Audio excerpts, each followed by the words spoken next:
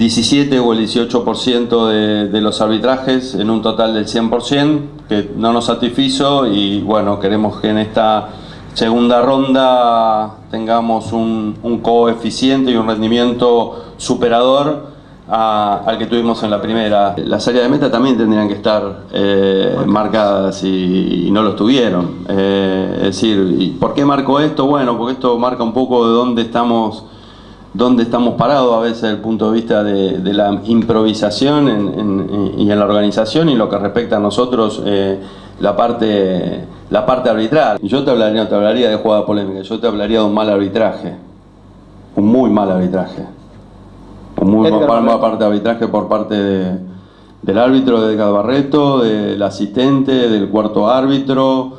El asistente número 2 por no sancionar el fuera de juego, Barreto por no expulsar a un jugador, como vos lo mencionaste claramente, en una acción de agresión, en un penal no sancionado, claro para sancionar y fácil de sancionar. Lo único que podemos hacer es pedirle disculpas a la gente en el General Díaz, porque verdaderamente el arbitraje los ha perjudicado y mucho, y fue un mal arbitraje. El asistente se equivocó.